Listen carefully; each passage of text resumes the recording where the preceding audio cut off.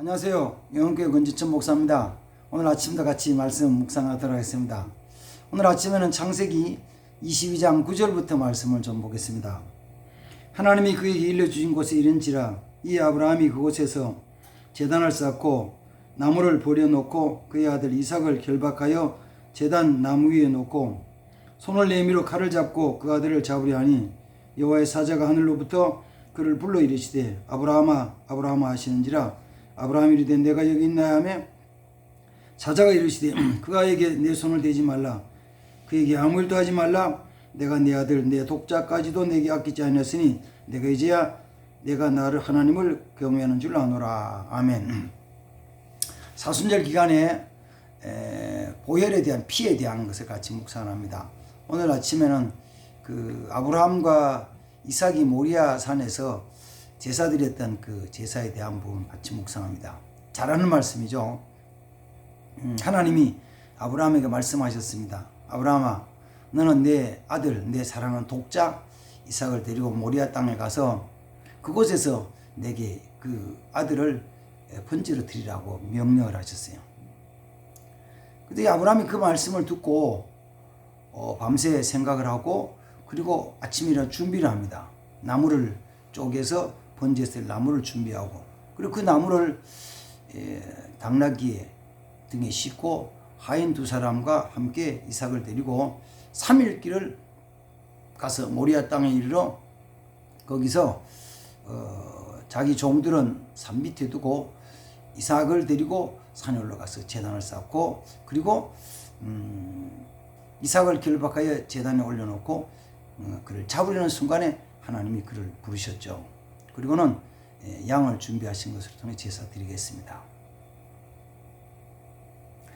이게 이제 성경에 기록된 내용이잖아요. 만약 이 기록의 내용을 오늘날 법인 그 형사법에 의해 가지고 이게 지금 드러났다면은 어떻게 볼까요? 그러니까 아브라함이 자기가 믿는 하나님의 말씀을 따라 가지고 미리 준비를 하잖아요. 계획을 세우고 준비를 합니다. 뭐 하기 위한 준비고 뭐 하기 위한 계획이냐면은 이삭을 잡아서 죽여서 제단에 드려 제사 드리기 위한 그 일을 계획을 세우고 준비를 해요. 그리고 그걸 이루기 위해 가지고 자기 집에서부터 3일 길 떨어진 길로 그를 데리고 가는 거죠. 데리고 가요. 그리고 같이 갔던 하인들도 띄워놓고 이삭만 데리고 산에 올라가요. 그리고는 정말 초도 의심이 없이 제단을 쌓고 그 있는 아들에게 칼을 들고 아무도 보지 않고 말릴사도 아무도 없는 가운데서 칼을 들고 자기 아들 이삭을 찔러 죽이려고 하는 순간까지 가는 거죠. 이걸 오늘날 형사법으로 본다면은 아마 친족 살인 미수 이삭이 미성년자는 아니겠지만은 어떤 유괴, 납치 유괴 이런 죄목 아니겠습니까? 그리고 이삭 자신도 거기서 아버지한테 꽁꽁 묶여가지고 제단에 올려졌을 때 이제 더 이상 피할 길이 없어요. 물론 하나님이 아브라함을 부르셔서 죽지 않고 살아왔지만은 그렇지 않다면 그는 당연히 거기서 피 흘리면서 죽었어야죠. 죽는 거죠. 그래서 이 사건에 대한 것을 히브리서 11장에서 해석할 때는 아브라함은 그 아들을 죽은 자 가운데서 다시 받은 것이다. 죽은 자 가운데 다시 살아나는 것이다 라고 이렇게 표현을 합니다. 그러니까 이삭이 실제로 거기 제단에서 죽지 않고 양이 대신해서 죽어서 제사를 드렸지만 그리고 아브라함과 이삭이 같이 그 양을 잡아 제사를 드렸지만 그 뒤에 본질 면에서 보면은 그 내면에서 보면은 이삭은 거기서 죽은 것이죠. 피를 흘린 것이에요. 이삭이 거기서 그렇게 피 흘려 죽는 과정을 지남으로 말미암아 하나님이 그에게 복을 주셨습니다. 아브라함에게 복을 주셨어요. 그래서 그 뒤에 이제 12절부터 말씀해 보면 하나님이 아브라함의 복을 주시는데 아브라함아 네가 나를 내 아들 독자보다가 더 사랑해서 나를 경외한 줄 내가 안다. 이러면 하나님이 아브라함 믿음을 인정해 주신 거잖아요. 하나님이 아브라함을 인정해 주셨어요. 인정받는 거. 왜? 세상의 그 어느 것보다도 사실 아브라함에게 있어 이삭이라는 것은 세상의 그 어느 것과도 바꿔줄 수 없는 가장 귀중한 사랑하는 존재죠. 아들이죠. 그래서 그 이삭보다가 15살이 더 많은 그 이스마엘, 또 첩인 하갈. 하갈과 이스마엘은 집안에서 내쫓고 이삭만 사랑했어요. 가장 사랑하는 아들이죠. 그래서 내 아들, 내 독자, 내 사랑하는 자 이삭이에요. 그걸 하나님께 드리죠. 그걸 통해서 하나님께 인정받아요. 사실 그 말은 이제 신약 성경에 보면은 하나님의 성령이 예수님께서 말씀할 때 이는 내 사랑하는 아들, 내 독자, 내 아들이다. 내 사랑하는 아들이다. 이렇게 말씀하시죠. 이삭이 피를 흘리고 아브라함이 피를 흘린 그것을 통해서 아브라함이 복을 받아요.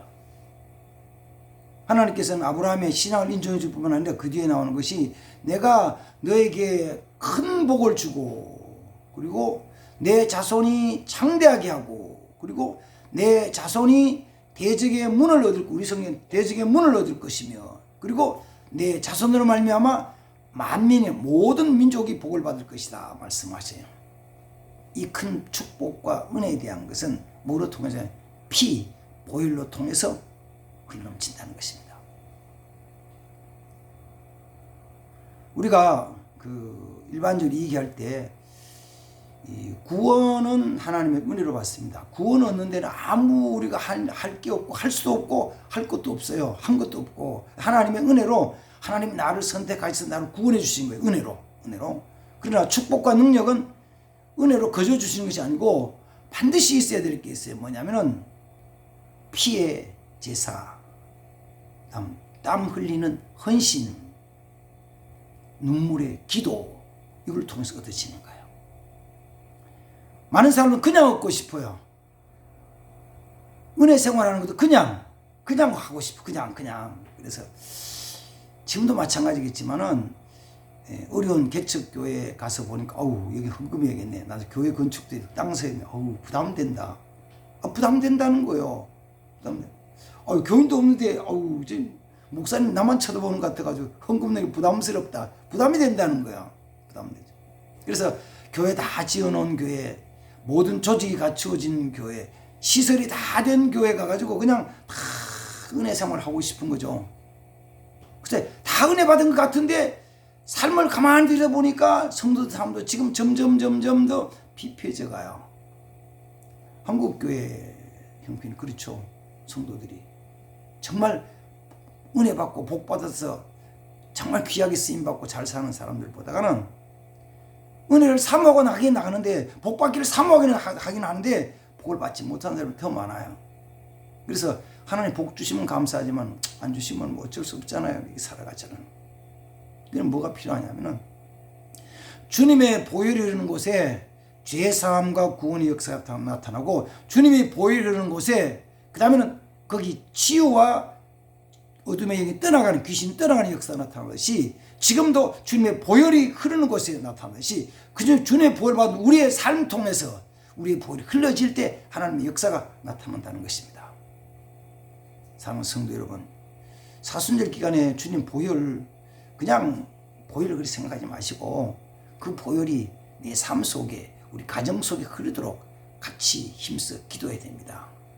그 다음에 노력해야 돼요. 실제로 그 보혈이 흘려져야 돼요.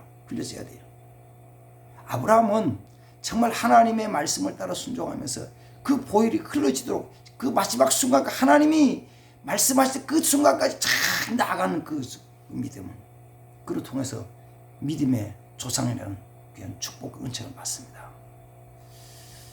오늘 말씀을 묵상하고 같이 하는 우리 성도들 삶 속에도 이런 은총이 큰 보혈이 흐르는 역사가 있기를 주님으로 축복합니다.